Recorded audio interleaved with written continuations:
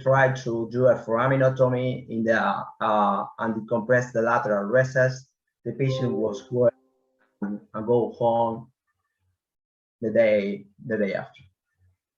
This is the incision to port.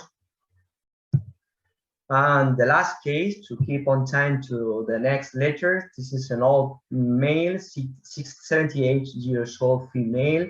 Look at this. This is a different cyst. There's a cyst that's not really connected with the facet joint. This is more in the middle line of the central canal. We are in the right side, so remember, right is cranial, left is caudal, and in the superior part of the screen is the middle line. The old patient have more canceller bones, so you have to be very careful with the hemostasis to keep your surgical view very clean. We are in the right side. Sometimes from the right side is more difficult, but it's part of the learning curve. Look at more cancellous bone. Luckily, in this patient, it's not too bleeding. We can control the bleeding with wax, or sometimes you can change your bull with a diamond burr. All the flower ligaments are calcificate. There are a lot of degenerative change in this case. Especially in this case, I'm concerned about the really location of the cyst. So with the dissector, I try to push and to find if I can feel where it is cyst. In the middle line, I feel some resistance here, but I don't understand the really wall of the cyst. So I decide to increase my laminectomy and resection of the flower ligament in the lateral recess to decompress the nerve root and to be sure where is the nerve root. So I remove this part of the lateral recess. All the epidural path is floating in our view. And again, when I find the nerve root, I try to understand. Look at this. This is the content of the cyst. It's more dark, it's more mucinous, and we don't found a really wall. This is between the superficial and deeper layer of the flower ligament. So maybe this is a flower ligament cyst. So the treatment of this patient is to remove all the flower ligaments and to decompress the central canal stenosis. The patient fortunately go excellent and go home the same date of the surgery. So finally, remember, if you find a juxtafacial cyst and you find some related symptoms, the symptoms are mild, you can choose a percutaneous treatment. Remember, a high rate of recurrence, but less invasive. If you have moderate or severe symptoms, do an RX. If you found an instability, you can choose in the first option your fusion, but more than 90% of the cases, you can do a decompression. And if you choose decompression, biportal surgery is an amazing option. So the conclusion are very easy. Biportal endoscopic spine surgery is the best procedure for lumbar pathology. They're increasing the indication, and the juxtafacial synovial cyst can make safe with this technique. So thank you very much. Thank you very much, Dr. Ariel, for this nice presentation on a new topic, and it was very instructive. So the questions will be reported to you from the audience. And we will move now for the next speaker, with Dr. Dimitrios Marinopoulos from Interbalkan Medical Center in Greece. And his topic is ISUBE, First Contact Facing and Overcoming Difficulties. Welcome. Good afternoon from sunny but frozen Greece.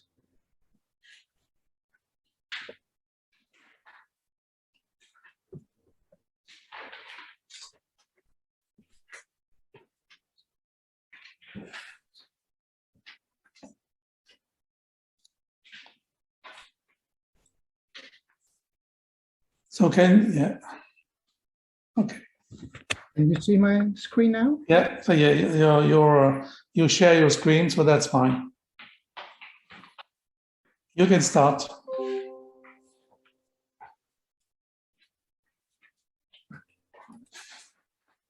Is it okay now? Yeah, it's okay. You can start. Okay, I'd like to thank the organizing committee for inviting me to this webinar. It's been a wonderful one and multifaceted, covering many topics, and especially the Midnight Live videos, which add to your perception. I would like to stress out that when you deal with a new method, you mainly focus on the method itself and not the surroundings. But all these tiny details are going to make your life easier during an operation. So just a quick reminder that endoscopy is a Greek word and comes from two words, endo and scopin, which means to have a target or to aim on the inside. And what better targets do we have to look inside with such various pathologies? Spinal endoscopy is being around for a while, with the roots of UBE going back to 1996, continues evolving through expanded indications. If this is your first contact with endoscopy, go ahead and open the box. See what's inside. Familiarize yourself with equipment and all the various tools. I like to compare endoscopy with climbing up Mount Olympus. It's got a very steep learning curve, but with the rewarding results.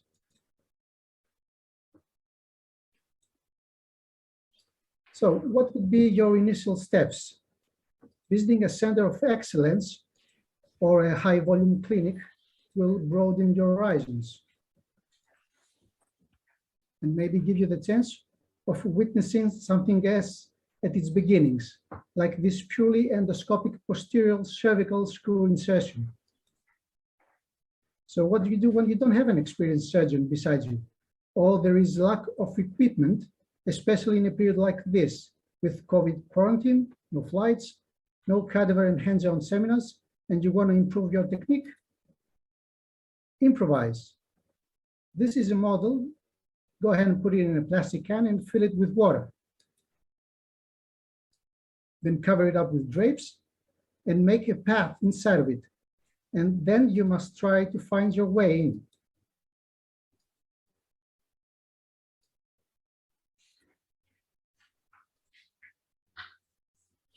As soon as you reach your target, start utilizing all your tools.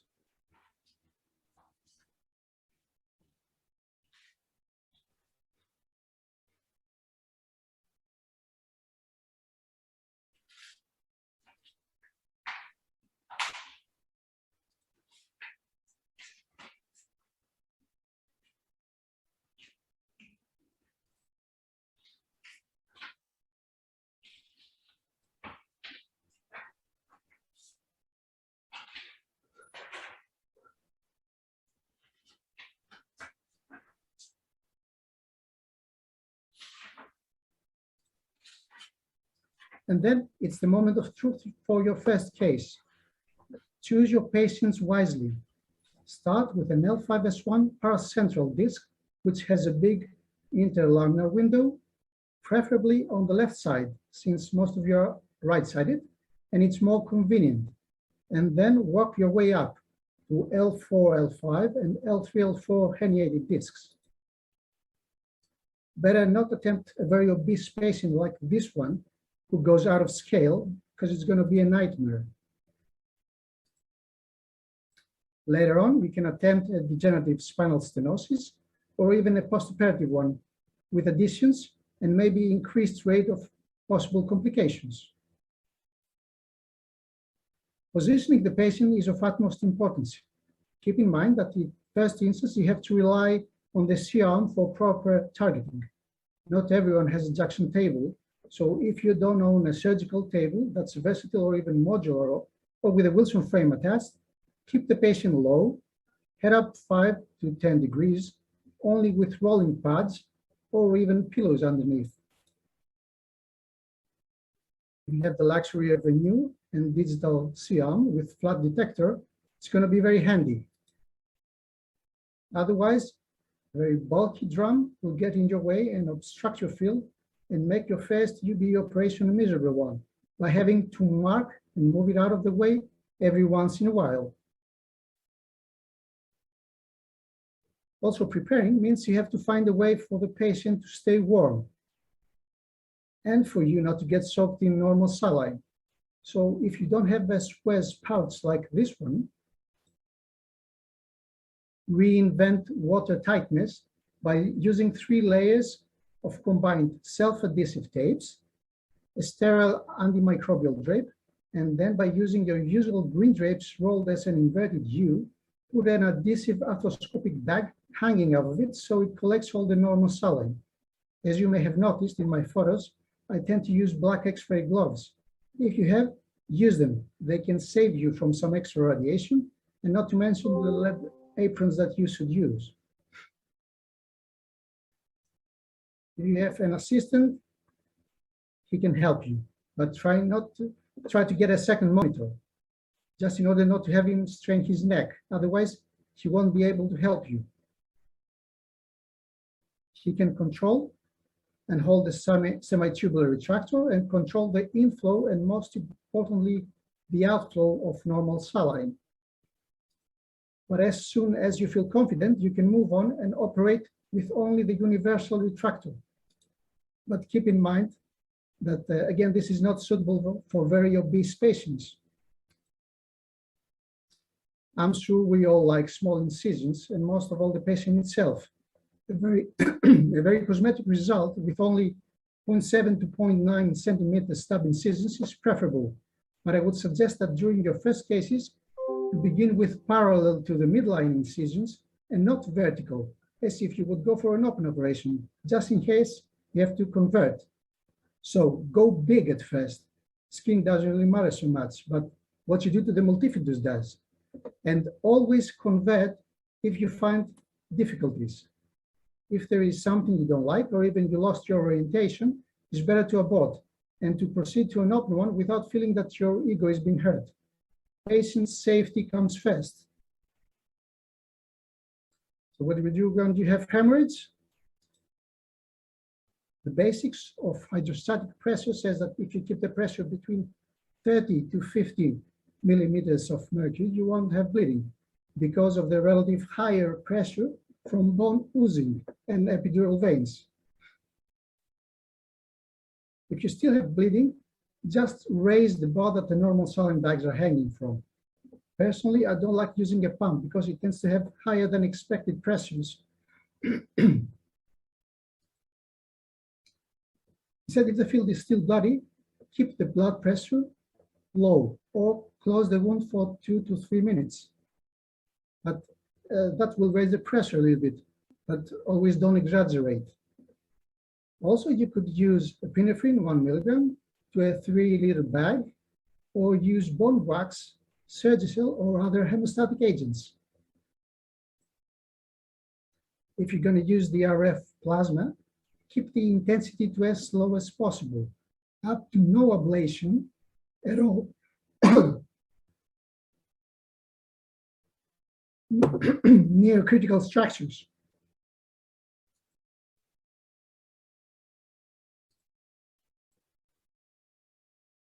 Follow the origin of the bleeding.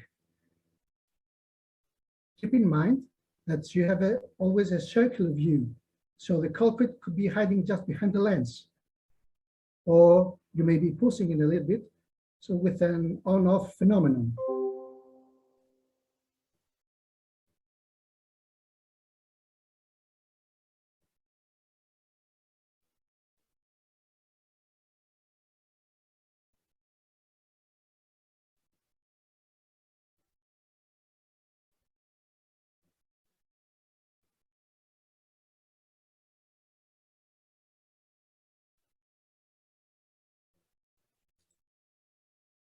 So last thing about using the bears. If you find that your bear is quite bulky and not easily maneuverable, you can use your normal microsurgical one.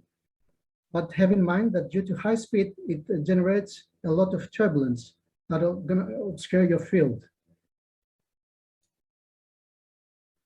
Always practice, keep clean indications, and have a spirit of perseverance, so you will reach the highest peaks. Thank you. Thank you, Dr. Marinopoulos, for this again nice presentation and giving some advice for the beginners. I do believe that at the end of this day, the majority of surgeons will be convinced with this new technique. Thank you for participating. So we welcome now the next speaker, who is Dr. Alfredo Calheiros from Centro Hospitalar Universitário de Porto in Portugal. And the topic is UB tricks for beginners. And I think that with all the tricks we get today, I think it will be very easy for the learning curve.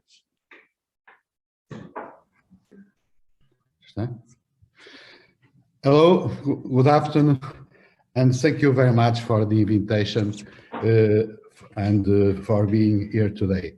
It's a pleasure to me to be with Professor Lueck and Dr. Charlie and everybody. I'm going to talk about my experience. Just a minute. Yeah.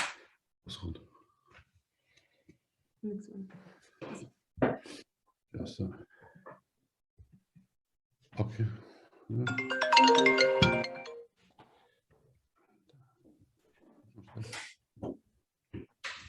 Okay. Do you see my screen? Sorry. As we see the screen, but the PowerPoint didn't start yet, so it could be good now. Okay. I'm going to talk about my experience with UBE and the difficulties that a neurosurgeon like me, who has always done microsurgery, can have when starting endoscopy.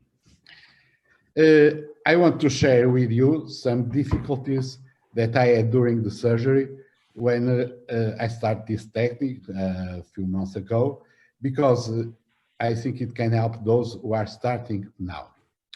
First, which patient to choose for the first surgery? To begin with, I think that the patient with a stenosis canal is the best. In the first surgery, to gain experience, we start by drilling the lamina, removing the ligament flavum, and after, when we feel comfortable, we begin to approach lumbar disc herniation, moving with the rotator the nerve away, exposing the disc, and finally to do the discectomy. For the right-handed surgeon, it is better to start with left hernias, I think, because it is easier to work with the endoscope in the left hand and the working channel in the right hand. In the left surgeon is the opposite. The second step, we have to identify the level to approach and mark the skin incisions. At the beginning of surgery, we have to mark the level of the disc and where to make the incision in skin. We do this with the arm, as you can see in the picture, and you have to draw two lines, one horizontal and another one vertical. Like we see in the picture, the red line is marking the junction between the lamina and spinous process. The vertical black line, it's medial to medial edge of pedicles. The localization of these 2 points are very, very important. The red line shows us where we start drilling the lamina, and it also defines where to make the skin incision for endoscope entry and the working channel. We go to define in the black, in the vertical line, our incisions. It's 1.5 centimeter above the red line, the one wall, and the other wall 1.5 centimeters below the red line. And always medial to the vertical black line. An important point too is to check with X-ray before we start the directions of the endoscope is parallel to this 2B approach, as shown by the red arrow in the image. It's very, very important to pay attention to this. I learned this with Professor Lueca some months ago. In this surgery, it's an endoscopic surgery. We need to choose the lens tools. We can use 0 degrees or 30 degrees. For those who are using doing microsurgery, I think the 0 degrees would probably be the most comfortable. But for me, in the first surgeries, I use the 0 degrees. But in the meantime, I try to operate with the 30 degrees, and now I use the 30 degrees endoscope because I think with this lens gives me a broader operate field. And for example, to approach the disc and make a dissectomy, I feel safe. I feel more safe and more comfortable with this lens. So now I use always the 30 degrees. Another step in this surgery, it's a little thing, but it's very important. The incisions in the lobar fascia, it's a small detail, but to the surgery to go well, we have to perform this correctly. When making the skin incision, you have to make sure that the lumbar fascia has been opened well. If you need, you can feel it with the finger. And why this is so important? First, the incision must be large enough to allow a large amount of saline solution to flow in and out. When we introduce the endoscope into the upper incision and open saline solution, it's very, very important to see the solution come out of the lower lobe, like you can see in this little film. Because if you have the flow out from the hole below, we will have a good field operation. It's also necessary to be careful that the endoscope working channel is not narrow and that it allows a good exit of liquid. In my first surgery, I had this problem. The endoscope channel did not have a good flow of saline solution, so the operative field is always dirty. Second, for open the lumbar fascia. The fascia also be wide open so that when the punch or Garrison or another instruments are inserted through the lower incision, they have slide easily to the depths over the retractor. There is need to apply pressure for the instrument enter all done with smooth movement. It's very important because if you made a lot of pressure, you can make a lesion.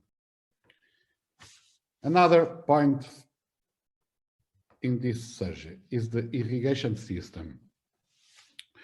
We can use the saline solution bags, controlling the pressure through the gravity. However, now, in the beginning, I used the saline bag. Now I start using the infusion pump. The pump allows us to increase or decrease the flow of liquid during surgery. What is the advantage? For me, for example, sometimes in the first surgery, I had a problem. It's bubbles appeared in the operative field. It made it hard for me to see. But if I increase the flow of solution, the bubble disappears. Another situation you have when we have a small bleeding, if you increase the pressure, you are able to control the bleeding, and you don't need to do the coagulation. and I think it's important.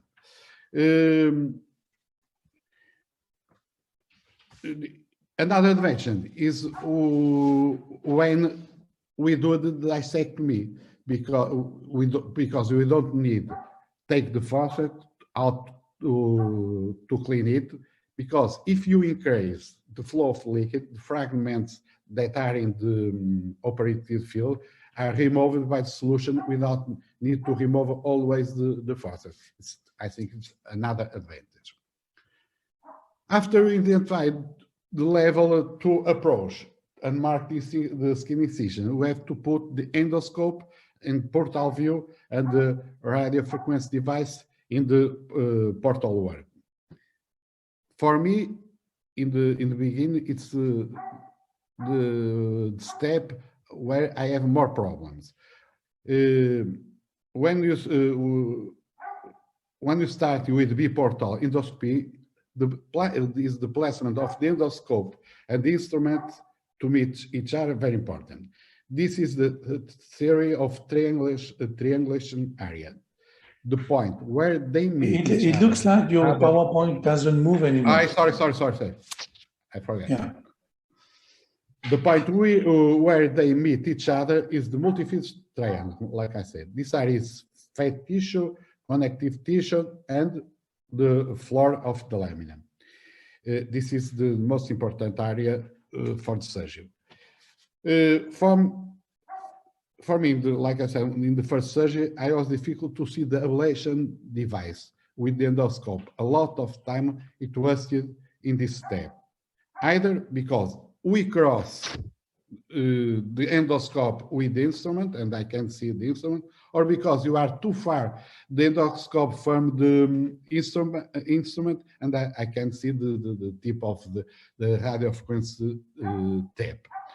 And you should always start the ablation with direct vision, never,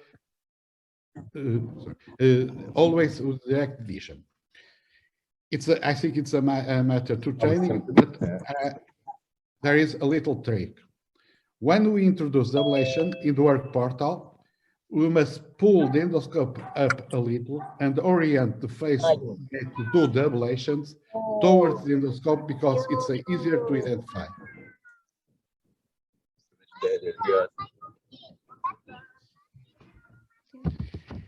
Okay. Finally, you can start the decompression of the canal. As I mentioned, the touched point is the junction of the lamina with the spine process. With the radio frequency device, at this point, we clean the fat and connective tissue medially to the multifidus muscle, and we exposing the lamina. You can see here in the film the radio frequency to clean this area. When we have a good view of the lamina and spinous process, we start with a drill of about 4 or 5 millimeters to drill the lamina. We are drilling the lamina, and the punch or Carrison, we remove the lamina, and in its most medial part of the lamina, until we will reach this insertion of the ligament of the lamina.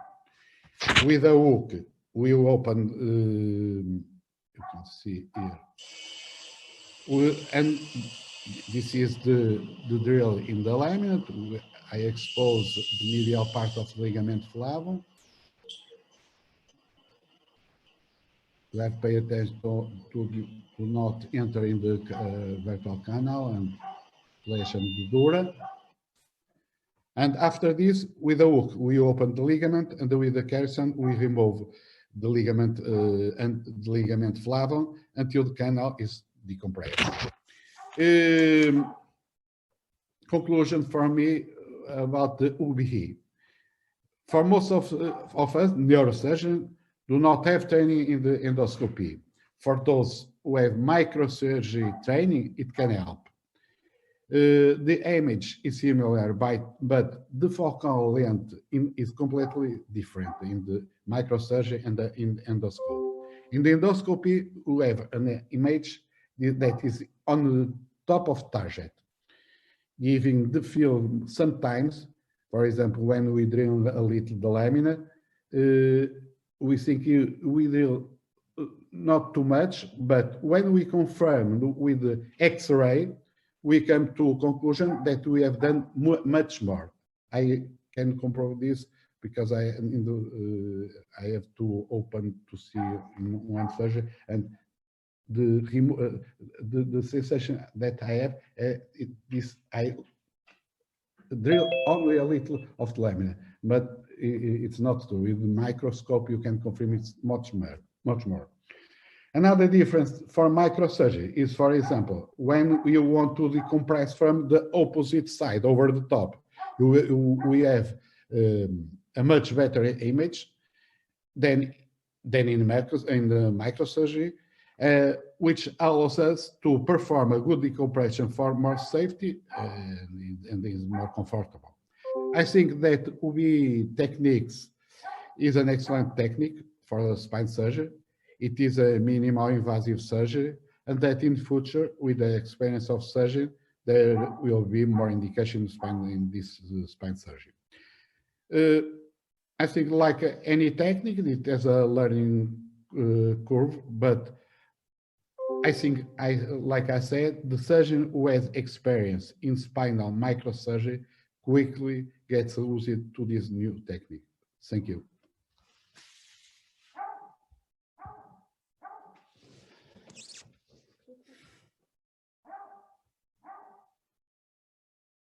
Eu não tenho som. Tu tens que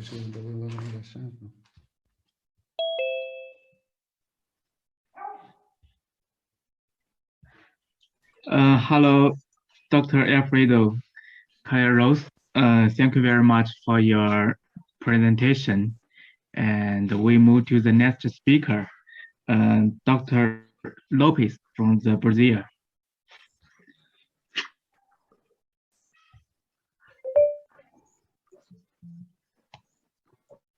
Hello, everyone. I'm Matheus Lopes, neurosurgeon from São Paulo, Brazil. It's a pleasure to be here. I will speak about the transforaminal endoscopy and the access and give some tips and tricks about the procedure itself. So congratulations for the organization in this step forward event in this new year. And I will start telling that nothing special to disclose. And I live in São Paulo, Brazil, the largest city in South America and the Southern Hemisphere. There are 21 million people here. I work in the Beneficent as a hostel. I have performed more than 600 endoscopy cases in the last 5 years.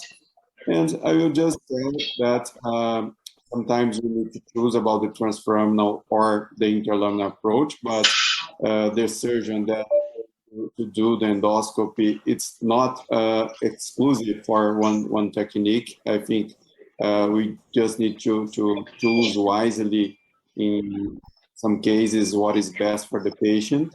There are some advantages about the transforaminal that I will disclose here, and it's more about the preservation of the posterior structure.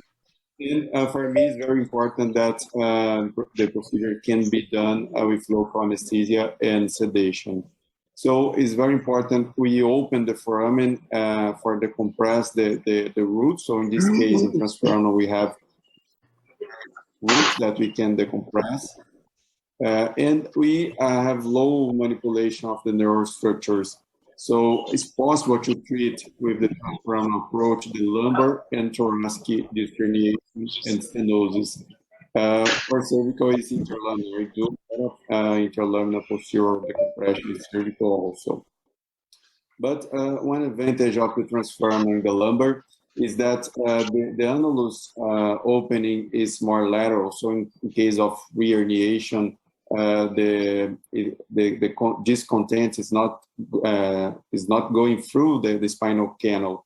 So it's very important we have in some case the anatomy preservation if you have opened surgery before. and less epidural fibrosis in this case because we go through the foramen. I want to show the first case to demonstrate one way to start and do the foraminoplasty. That is a very important step to go before the endoscope. So he's a 40-year-old man. He has previously L4-5, L5S1 disc herniation and one left transfemoral approach in June 2018. And 2 years after, he started complaining about right leg pain in the trajectory of L5 right root. That was persistent until the appointment. He has no motor deaths or sensitive deaths, and previously he had bariatric surgeries. Index shows no signs of instability. We routinely do the flex extension X-rays and the CAT scan to plan and to see, in this case, if there is some calcifications, osteophytes, or narrowing the foramen. In the MRI, the gold standard, we see some residual left discontent and more on the right foramen and lateral recess with some facet joint disease, hypertrophic 1.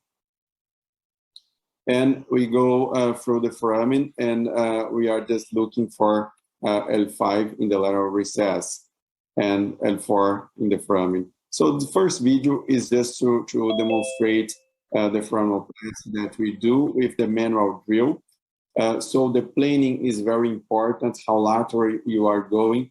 We draw some standard lines, 8, 10, and 12 centimeters, but you need to sometimes to measure in the MRI or CAT scan.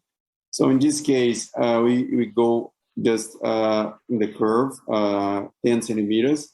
We do with local anesthesia. This is our anesthesiologist just telling the patient and explaining about this step. This is the important step that we put the needle between the root and the facet joint through the cambium triangle. So it's very important we go, but when we are doing the foraminoplasty, we just have our target in the SAP. So we put the QR, and the first step, we just dilate the fascia to go with the number 1, like the pedicle scroll. But we go with all the instruments through the SAP. So it's a bone hole that we do to get with other instruments. So it's very safe because you don't touch the nerve. And the patient can tell us if sometimes if he has pain. It's very, very safe. You just make another trajectory. So in this case, we are just putting the number 1 through this trajectory, aiming at the superior plateau of the inferior vertebra through the SAP joint.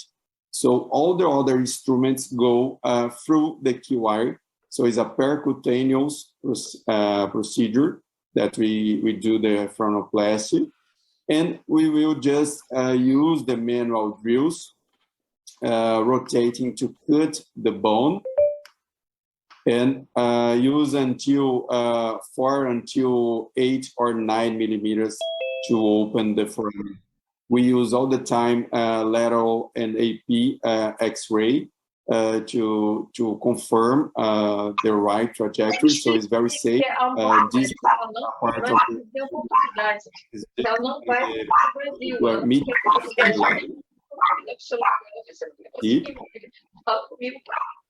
and we just drill the bone sizes until 8 or 9. Very safe. Some tips and tricks here is just take care with the QR. If you lose, you need to start again.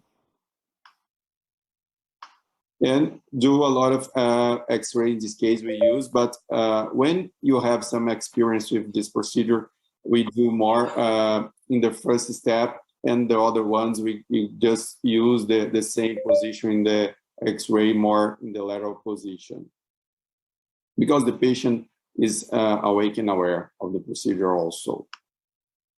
So this is just the first step to have the foraminoplasty done. In this case, we continue with the endoscopy by itself. And I will just show some key images in this case. First one, and we put the key wire, so all the instruments are cannulated, and we go until the medial pedicular line.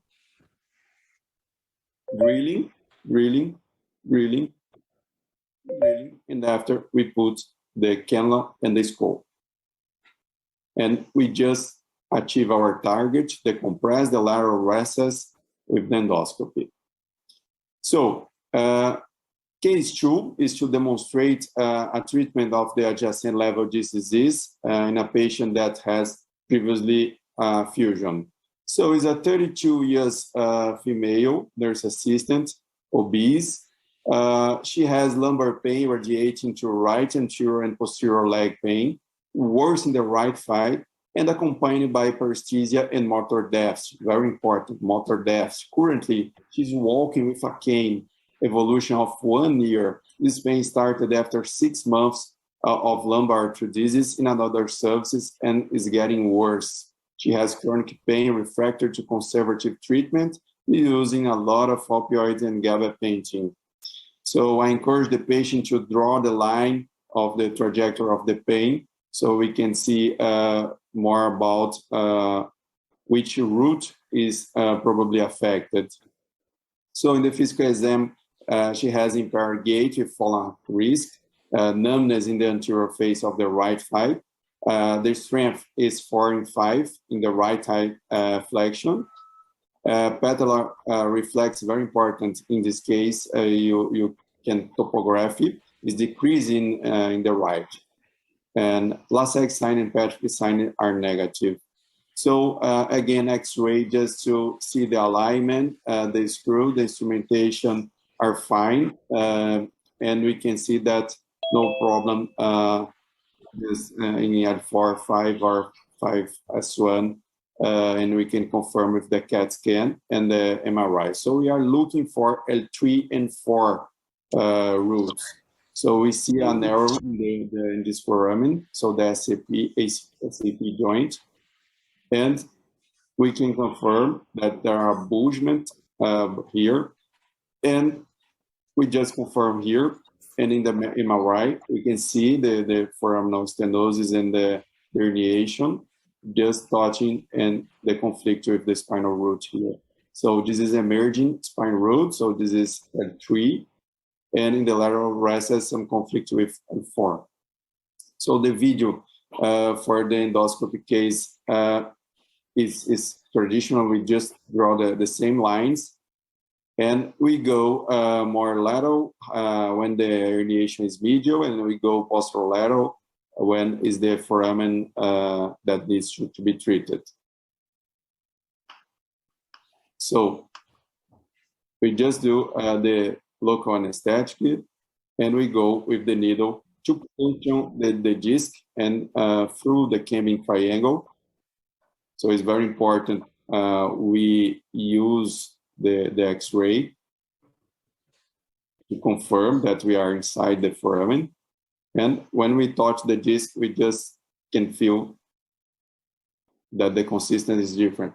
In this case, I use the methylene blue endoscopy just to confirm, and important for teaching purpose, but nowadays I don't use methylene blue. So we see the bump that we enter the disc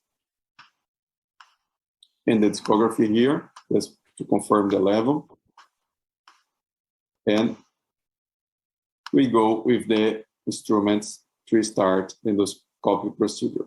So it's adjacent level foraminoplasty that we need to go and do. So some anatomic details that we have. In this case, degenerative disease, we see a lot of stenosis. You can have the disc disease, you can have facet joint disease, the yellow ligament. So there are some stages of the degenerative disease. So this is this piece, we can see just the roots and the Camden triangle that we puncture. So it's very important you have the concern of the emergent root in this case, and especially with the anterior structures to not violate the annulus and to not violate the spinal channel, like in this case. So we need to use AP and lateral X-ray in this case to put in the perfect position the instrument, and after we can navigate with the endoscopy and just pass in the top of the emergent root and go through in the foramen inside the canal. So for L5S1 is more difficult. So if you are starting the endoscopy case, I would advise you to start with L4-5, and after some cases you go through L5S1 because the crisidiac in this case and the angulation, the trajectory makes more difficult the procedure. So it's very important we have the 3D anatomy in our mind. We navigate to all the spine. We can do lumbar, thoracic, and we can navigate through the foramen and know all the steps because we are just looking inside and with one channel, uniportal. So you need to use the tools inside the working channel. And it's very important you know how to deal with all the instruments that you have in your toolbox to see that the problem is in the bone, is the yellow ligament, the disc, and navigate through the spine, like in this case. So continuing the second case, we go with the endoscope, and we are just coagulating and navigating through this approach transforaminal, so we can see that we are here, and we are looking for the SAP joint that has some conflict with the emergent root, and after that, we will just drill the SAP base to go through the lateral recess and see the traversing nerve root. So this is methylene blue in the disc just to make more easier to see. Sometimes this can make some mess if the methylene blue go outside the disc, so take care. So we just coagulate and clean the structures and look for the emergent spine root that will be in this right position in this 12 until 6 position if we rotate. So you can see my hand, I rotate the endoscope to look at on the top of the foramen. So we take some pieces of disc just to decompress the foramen. It's important to know when you need to stop. Actually, I need to see sometimes the pulsation of the fat and the roots. I just look for the emergent and the traversing nerve root. So we use bipolar, radio frequency. We use sometimes electric drill to open the SAP joint, like here. You can use cutting burr or diamond burr. First, I start with cutting, and after go with diamond that has some coagulation in the bone to stop bleeding and is more precise when you are going just nearby the nerve. It's very important to have these tools to do the foraminoplasty also. And after the drill, we use the Carrison punch. We grab some yellow ligaments with the punch also. The disc punch, Carrison, hooks, all you have in your toolbox. So after open the yellow ligament, we are just going through the lateral recess to look for the traversing nerve root.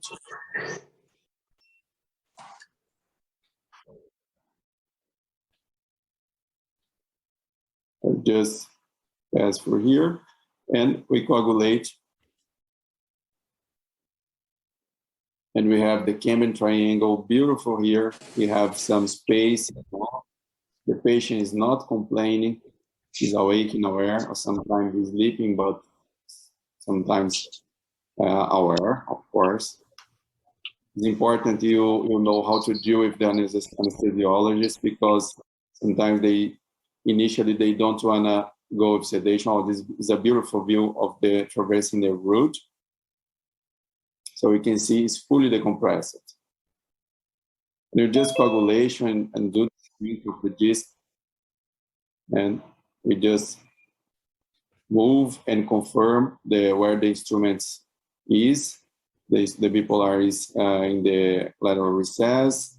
We just turn the endoscope sometimes to see the emergent root, like here. We go under the emergent root that is here. So we can see here, just coagulate the disc behind and fully decompress. So the transforaminal endoscopy is very important to make the enlargement of the foramen. So in cases, it's not just about the disc, especially if you have some recurrency or open surgeries before. And for me, it's very important we do with local anesthesia and sedations. That makes the procedure very safe for patients and surgeons. And we need to train the anesthesiology to make more comfortable for both. So it's very important we know how to deal with different tools that are available. We have very different tools like manual drills, stone sheet, shaver, Carrison, osteotomy, and treffins to do the foraminoplasty. So it's not just the disc. It's very important you know what is your target. The transforaminal approach is an excellent approach and is done with a lot of care. We can do a lot of cases. The transforaminal can decompress both roots, emerging and traversing, but planning is essential for success. So I encourage you to start your learning curve if you don't do the procedure. Because it's a game changing, you can see a lot of different in your practice when you use this minimally invasive technique. So it's very important, and I will be available if you want to discuss or make some questions or just mail me. Okay, thank you, everybody. Thank you, Dr. Lopez, for this nice presentation again about the transforaminal approach. And this is the last speech of this session. And because we are a little bit ahead of schedule, we offered a possibility for those who are interested to see the topic of Dr. Zhang Wei, who was interrupted before due to connecting problems. And he recorded his presentation. So we show it now, just before the last words that will be done by Maxime Chalali, who organized this European French session.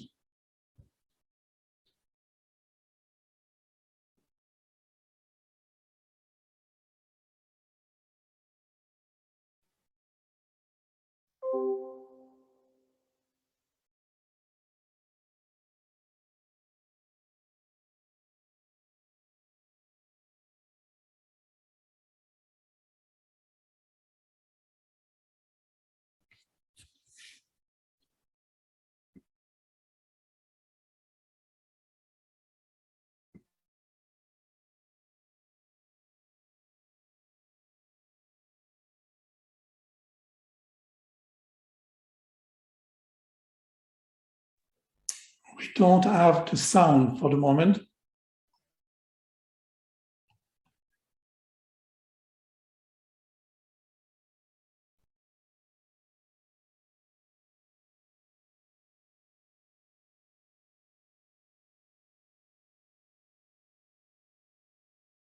Recording in progress.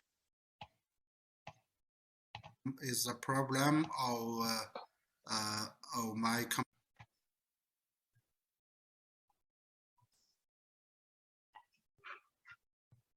I'm sorry. Maybe is a problem of my computer. I will begin from the instruments part.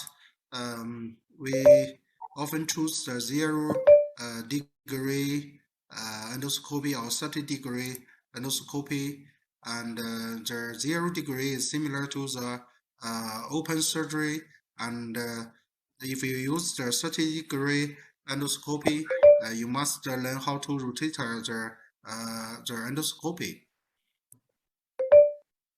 After you rotate the endoscopy, you can get the different surgical field. For the radio frequency, I prefer to use the different size radio frequency produced by both company. For the big one, I use the radio frequency for clean the soft tissue, and the small size one I often use for the bleeding control. And this is adjustable direction of the radio frequency. For the drill, you can use the shiver drill, but it has a low speed. So if you choose the high speed drill, you must choose the drill with a protective sheath, because if sometimes the root of the drill often damage the endoscopy. And this is a special burn is used for the decompression. When we finish the spinal canal, the nerve root is exposed. We can use this special burn for the bone work. And this is another special burn I often use for the ULBD procedure. You can see the curved high-speed drill and the ring-saw high-speed drill, and this drill I used in my case 1 living surgery. And for the irrigation, I often choose the gravity. I think the pump is not very safe. I harm the saline back about 70 or 100 centimeter above the surgical area. The gap between the sheath and the endoscopy body should be large enough to keep the water flowing as a column and not spraying like flowers. Selection of open surgical instruments in traditional spine surgery. I often use the rotator kerosene punch and the curved kerosene punch. And the half tuber is very useful. It can keep the outflow fluidly. And I also can insert the instrument along the half tuber. And this is modified UBE retractor.